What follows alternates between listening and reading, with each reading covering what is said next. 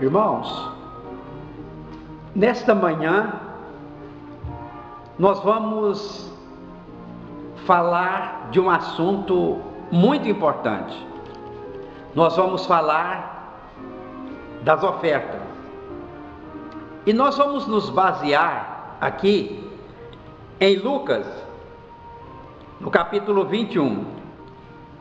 Lucas, no capítulo 21, os versículos 1 até o versículo 4. Olhando ele, viu os ricos lançarem as suas ofertas no gasofilácio. Viu também uma viúva pobre lançar ali 2 pequenas moedas. E disse: em verdade vos digo que esta viúva pobre deu mais do que todos. Todos estes deram como oferta daquilo que lhes sobrava, mas esta, da sua pobreza, deu todo o sustento que tinha. Eu quero chamar a sua atenção nessa manhã, meu irmão e minha irmã, aonde você estiver vendo esse vídeo, em qualquer dia do ano, em qualquer lugar, Deus há de falar ao teu coração com relação a esse assunto tão importante que é ofertar, e ofertar de maneira acertada. Porque muita gente tem ofertado de maneira errada, o equívoco. Mas nós vamos aprender nessa manhã como ofertar de maneira bíblica, porque a oferta ela tem princípios. Agora, a palavra de Deus diz que essa mulher, essa pobre viúva, ela tinha 2 pequenas moedas. Era o valor mais ínfimo que você pudesse imaginar ali entre o dinheiro dos judeus naquela ocasião. Eu quero que você entenda que ela poderia ter ofertado uma das moedinhas e ficado com uma, retido uma para ela. Seria uma oferta, seria uma contribuição, mas ela ofertou as 2 moedas, e como o Espírito Santo diz, ela deu todo o seu sustento, ela deu tudo o que tinha, e passou a viver pela misericórdia e pela graça daquele que estava ali, sentado, bem posicionado, junto ao gasofilácio, ali próximo ao pátio das mulheres, ali no templo. Muito bem, deixa eu dizer uma coisa para o meu irmão e para a minha irmã. Algumas coisas vão causar surpresa quando você e eu chegarmos ao céu. Uma das surpresas, ela está no Novo Testamento também, é com relação à entrada no reino eterno de nosso Senhor Jesus Cristo. O Senhor disse assim com relação àqueles religiosos ali do seu tempo. Ele diz assim: ó, ladrões e prostitutas chegam adiante de vós no reino de Deus. Ou seja, vocês vão ficar para trás, vocês vão ficar em segundo plano, porque essas pessoas que ele falou chegariam, e são pessoas que parecem ter o caráter desabonado, não é verdade? Mas ele disse ladrões e prostitutas. Isso se cumpriu. Você conhece muito bem a história do ladrão da cruz, você conhece muito bem a história de Raabe e Maria Magdalena, enfim, você conhece a história dessas pessoas que com certeza já estão no reino eterno de nosso Senhor Jesus Cristo. Agora, uma coisa que as pessoas não sabem, nós vamos meditar nessa manhã, é aquilo que estava dentro dessa viúva quando ela estava ofertando ali na casa de Deus, no templo. Porque as pessoas, é claro, nós já aprendemos isso há tanto tempo, que ofertava daquilo que estava sobrando. aquilo que não lhe custava nada, aquilo que não tinha nenhum propósito, nenhum objetivo para aquela soma de dinheiro, ele ia lá e depositava no gasofilácio. E fazia um barulho dos maiores, porque não eram cédulas. Você deve entender que naquele tempo eram moedas mesmo, níquel, né? E que fazia muito barulho quando lançada ali aos pés do sacerdote. Agora, aquela mulher, a viúva, essa pobre viúva que o Senhor falou dela, ela tinha algo dentro dela. O que ela estava pensando? Porque o que ela fez nós sabemos, a gente vê e lê na Bíblia Sagrada. Mas o que tinha no seu coração, o que Deus tem nos revelado já há muito tempo, para que nós pudéssemos estar ministrando com segurança, com tranquilidade nesse assunto. Alguma coisa estava dentro dela. Porque é certo que os judeus, muitos dos judeus, eles viram tanto a casa de Salomão, ou seja, tanto o templo de Salomão, como viram também agora esse templo, né, de Herodes. Esse que foi aumentado por Herodes. E é esse templo que estava o Senhor Jesus ali. Mas eles fizeram uma ponte, essas pessoas. Há pessoas como Ageu, por exemplo, alguns levitas, né, que tanto conheceram o templo de Salomão, como conheceram também o templo de Esdras, de Neemias. Enfim, essas pessoas, eles conheceram uma casa e conheceram a outra. Essa mulher, ela não tinha essa capacidade, não teve esse privilégio de conhecer o templo de Salomão, salvo por alguma lembrança, por alguma recordação, por algum ensinamento. Mas a Bíblia diz que ela estava ali para ofertar ao Senhor. E ela não se intimidou por estar ofertando a Deus ali uma quantia tão pequena. Porque o que vale, meu irmão, numa oferta não é a quantia, é o espírito. E muito também é importante você saber aonde você está ofertando. Em qual porta, em qual denominação, em qual altar você, o senhor, a senhora, está ofertando. Isso é muito importante, isso é fundamental.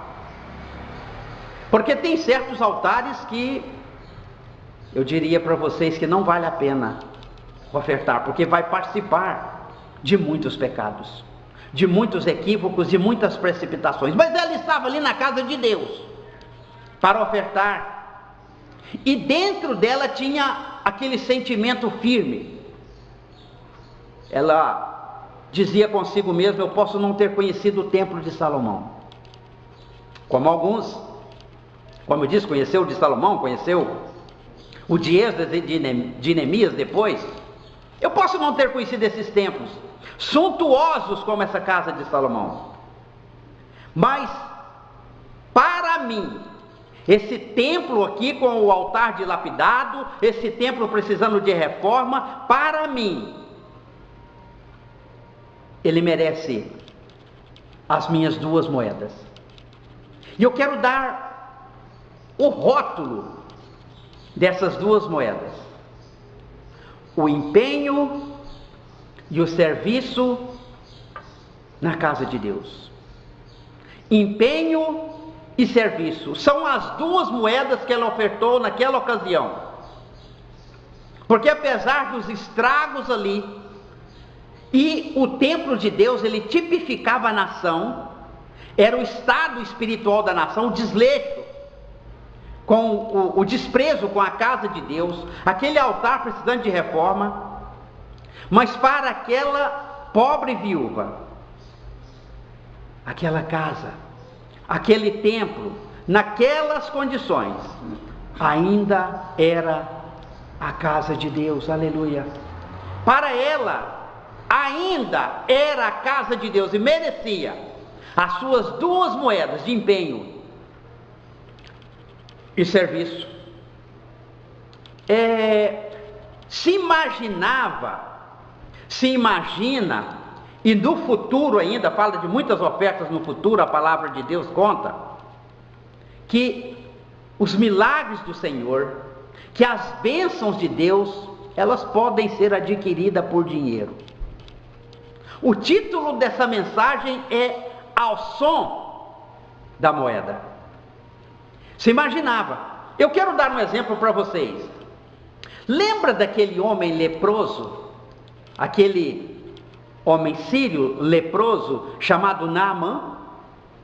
Então, quando ele ficou sabendo que em algum lugar tinha um profeta que poderia limpar ele da sua lepra, livrar ele daquele vexame,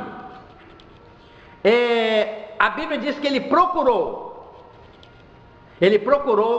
um recurso.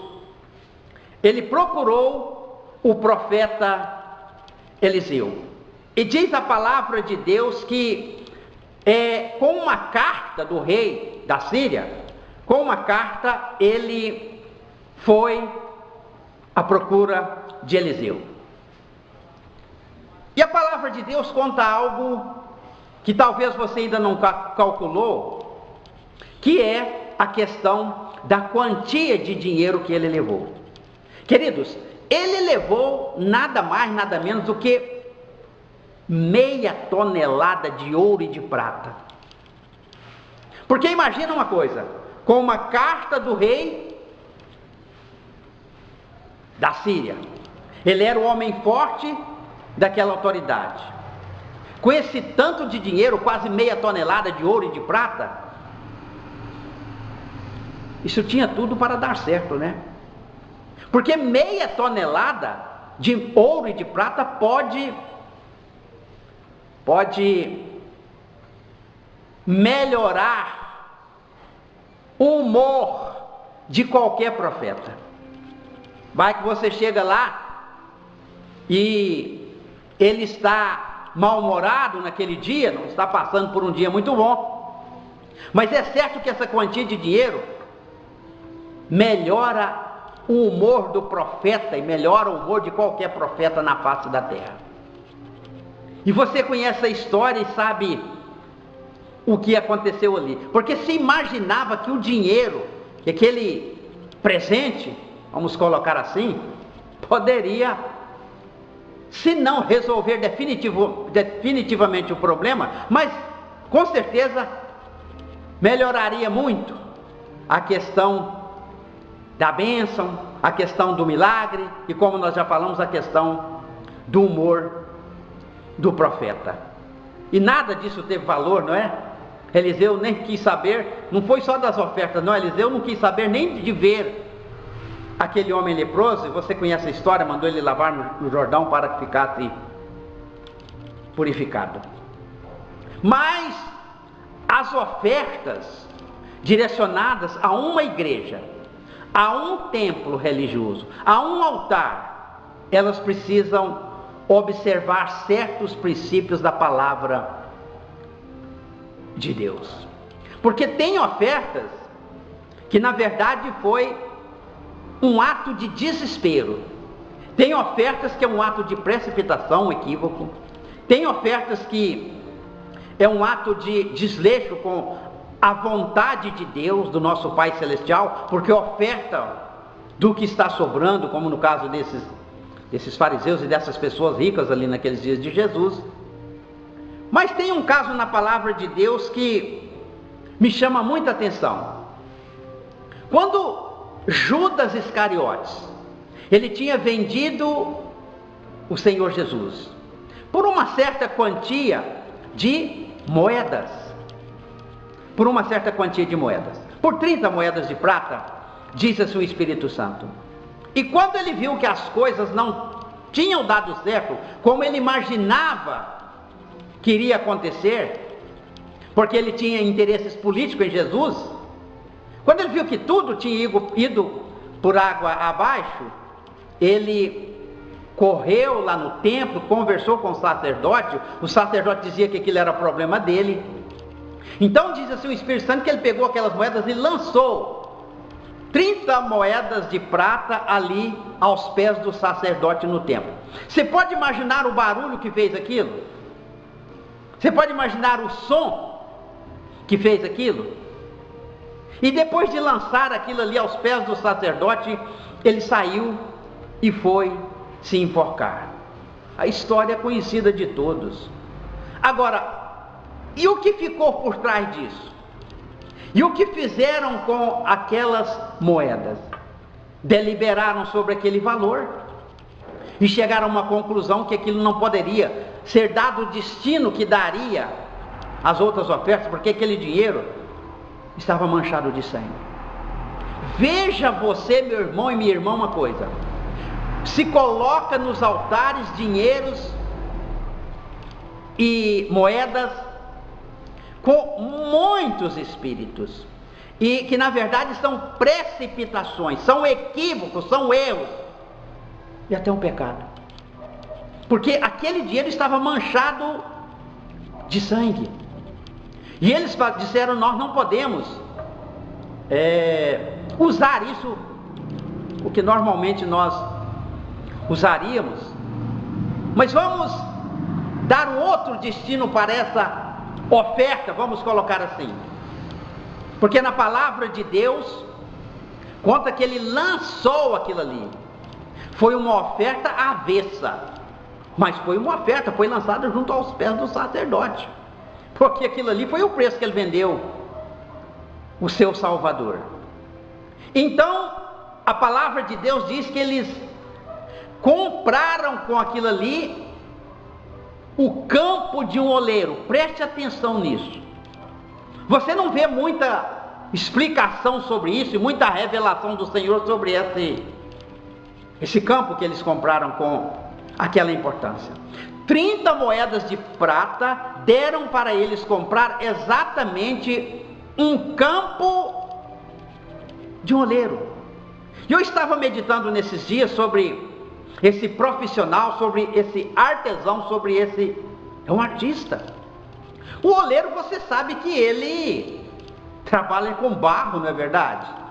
Fazendo vasos e muitos formatos de vasos, e coloca ao sol depois, expõe aquilo ao sol, ou num forno, e aquilo secava, e ele acabava vendendo aquilo, ou seja, fazendo um comércio daquilo, fazendo daquilo a sua profissão, seu ganha-pão. Mas uma oferta errada, ela tem a capacidade de gerar o desemprego. Veja você uma coisa, talvez você não tinha parado ainda para pensar nisso. Uma oferta no espírito errado, uma oferta avessa à vontade de Deus, ela tem a capacidade de gerar desemprego.